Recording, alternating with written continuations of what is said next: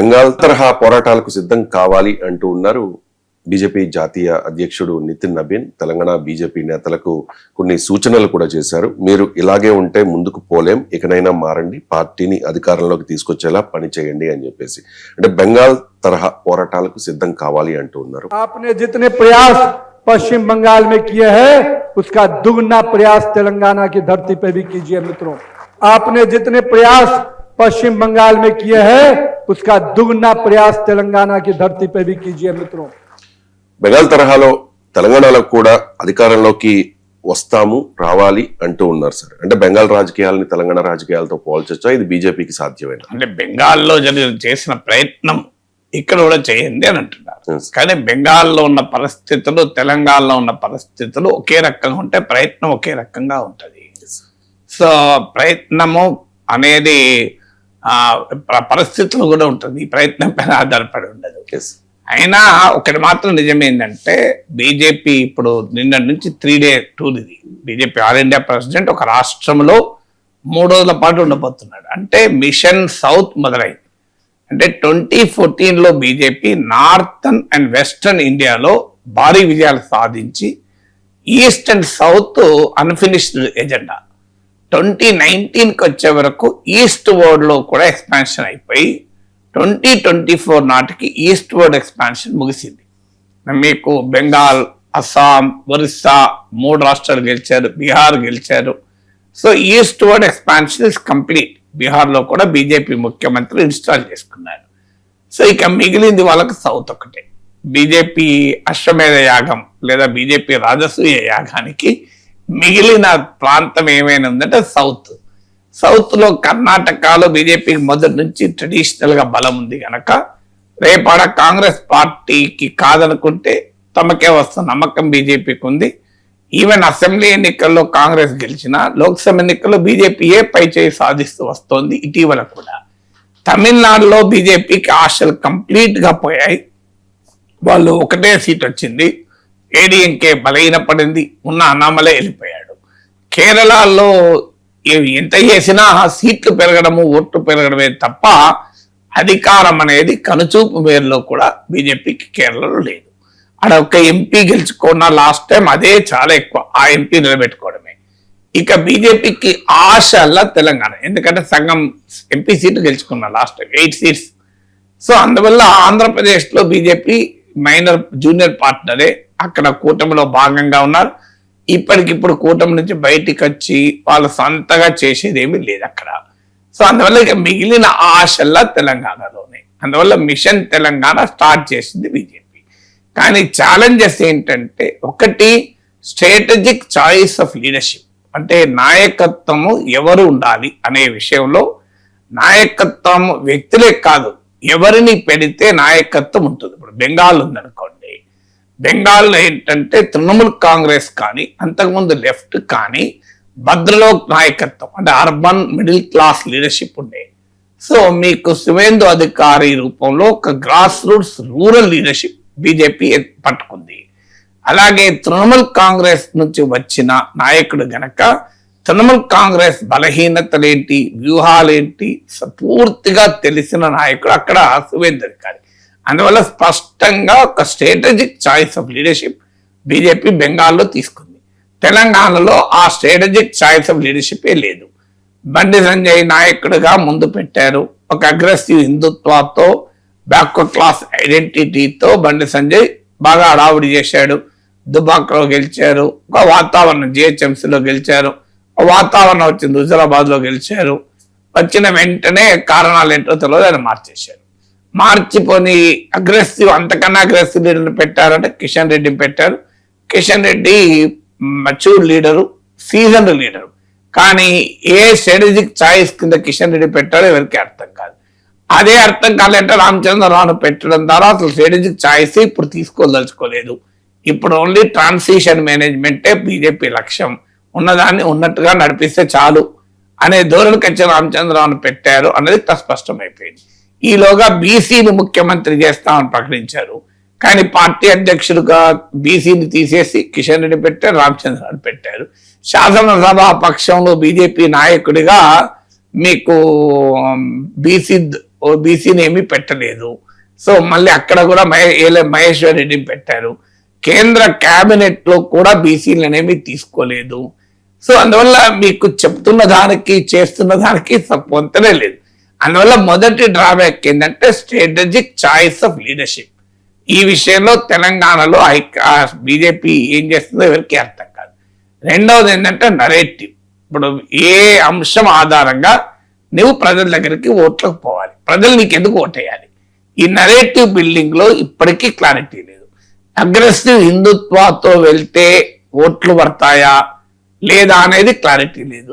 మీకు బండి సంజయ్ లాంటి వాళ్ళు అగ్రెసివ్ హిందుత్వ ద్వారా మాత్రమే ఓట్లు పడతాయి తెలంగాణలో అని నమ్ముతారు.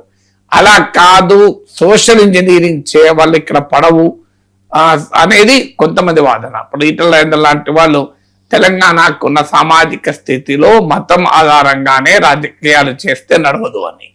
సో అందువల్ల what should be the done. ఇప్పుడు బెంగాల్ ఉంది, వెరీ వెరీ అగ్రెసివ్ హిందుత్వతో అక్కడ రాజకీయం చేశారు. అస్సాం ఉంది, వెరీ వెరీ అగ్రెసివ్ హిందుత్వతో రాజకీయం చేశారు. తెలంగాణలో ఆ నరేటివ్ ఇస్ కంప్లీట్లీ మిస్సింగ్. మూడవది ఏంటి అంటే సోషల్ ఇంజనీరింగ్. అంటే మీకు బెంగాల్ కానీ బీహార్ కానీ యూపీ కానీ బీజేపీ ఎక్కడైనా ఆ సోషల్ ఇంజనీరింగ్ కొన్ని సామాజిక వర్గాల్ని తన వెనకాల ర్యాలీ చేసుకొని ఆ సామాజిక వర్గాల నాయకుల్ని పికప్ చేసి వాళ్ళను ముందు పెట్టి ఓట్లు తెచ్చుకుంటారు. ఇప్పుడు యూపీలో ఠాకూర్స్ చాలా బలమైన సామాజిక వర్గం, అందువల్ల అక్కడ యోగి ఆదిత్యనాథ్ ముందు పెట్టారు. మీకు బీహార్లో సామ్రాట్ చౌదరి, నితీష్ కుమార్ లెగసీ గనక ఒక ఎంబీసీ నాయకుని ముందు పెట్టారు. ఇక్కడికి వచ్చే వరకు ఏంటంటే ఏ సామాజిక వర్గాన్ని ఛాంపియన్ చేయాలో కూడా అవగాహన లేని పరిస్థితులు ఇక్కడ ఉన్నారు. ఇది మూడవది. నాలుగవది principal player in opposition space. దాన్ని అవకాశం వచ్చి కూడా వదులుకున్నారు. లోక్సభ ఎలక్షన్ లో 35% ఓటింగ్ వచ్చింది, బీఆర్ఎస్ 17% పడిపోయింది. మీకు 2023 అసెంబ్లీ ఎన్నికల్లో బీఆర్ఎస్ ఓడిపోయాక, తర్వాత పార్టీ నుంచి 10 మంది ఎమ్మెల్యేలు వెళ్ళిపోయాక, లోక్సభ ఎన్నికల్లో బాగా దెబ్బతిన్నాక, వరుసగా ఉప ఎన్నికల్లో దెబ్బతిన్నాక 4 దెబ్బలు తగిలాయి బీఆర్ఎస్ కు. 1 కాదు 2 కాదు. అసెంబ్లీ ఎన్నికల్లో అధికారం పోయింది, ఎమ్మెల్యేలు పార్టీ నుంచి వెళ్ళిపోయారు. మీకు ఆ తర్వాత లోక్సభ ఎలక్షన్ లో ఘోరంగా దెబ్బతిన్నారు, తర్వాత బై ఎలక్షన్ దెబ్బతిన్నారు. ఈ 4 దెబ్బల తర్వాత బీఆర్ఎస్ లేవద్దు, కానీ బీజేపీ పుణ్యమా, బీజేపీ బలహీనత వల్ల బీఆర్ఎస్ కు అవకాశం వచ్చింది. సో బీఆర్ఎస్ దూకుడు కనబడుతుంది. బీజేపీ ఎక్కడా ప్రిన్సిపల్ అపోజిషన్ ప్లేయర్ గా లేదు. అందువల్ల అపోజిషన్ స్పేస్ లో వచ్చిన అవకాశాలు వదులుకోవడంలో తెలంగాణ బీజేపీకి ఒక ప్రత్యేకత. ఇప్పుడే కాదు, దుబ్బాక ఉప ఎన్నిక తర్వాత, హుజూరాబాద్ ఉప ఎన్నిక, జిహెచ్ఎంసీ ఎన్నికల తర్వాత బీఆర్ఎస్ కు నిజమైన ప్రత్యర్థి బీజేపీ అనే భావన ప్రజల్లో కలిగింది. దాన్ని జారవిడ్చుకొని కాంగ్రెస్ కప్పచెప్పారు. ఇప్పుడు మళ్ళీ జారవిడ్చుకొని బీఆర్ఎస్ కప్పచెప్పారు. సో అందువల్ల అపోజిషన్ స్పేస్ లో వచ్చే ఆపర్చునిటీనే వాడు ఉపయోగించుకోలేకపోతే అధికారంలో ఎన్నికలు మొదలు ప్రతిపక్షంలోనన్నా గెలవాలి కదా, ప్రతిపక్షంలోనే ఓడిపోయారు. ఇది 4వది. 5వది ఏంటి అంటే ఎన్డీఏ ప్రయోగం. ఇప్పటికీ ఆ క్లారిటీ లేదు. ఒకసారి జనసేనతో పొత్తు పెట్టుకున్నారు, మరోసారి పొత్తు లేదు, మేము ఒంటరినే పోతామంటారు. టీడీపీ జనసేన ఎన్డీఏలో భాగస్వాములు బీజేపీ వాళ్ళతో ఆంధ్రప్రదేశ్ లో కలిసినాయి. వాళ్ళు ఇక్కడ మేము పోటీ చేస్తామంటారు. టీడీపీ మహానాడులో ప్రకటించారు తెలంగాణలో రీఎంట్రీ అని. పవన్ కళ్యాణ్ తెలంగాణలో పోటీ చేస్తామంటున్నారు. బీజేపీ వాళ్ళతో పొత్తు పెట్టుకోవాలో అర్థం కాదు, పెట్టుకోకూడదో అర్థం కాదు. పొత్తు పెట్టుకోకపోతే ఎందుకు పెట్టుకోవడం లేదో తెలియదు. అందువల్ల మీకు ఆ 5వ ఫ్యాక్టర్ ఒక ఎన్డీఏ నాన్ స్టార్టర్. ఎన్డీఏ అనే దాన్ని తెలంగాణలో ఆ ప్రయోగం మంచిదా చెడ్డదా, ఉపయోగమా లేదా అనే క్లారిటీ బీజేపీకి తెలంగాణలో లేదు. 6వది ఏంటి అంటే Telangana identity, Telangana culture, Telangana sentiment అనేది చాలా కీలకం తెలంగాణలో రాజకీయాలు చేయాలంటే.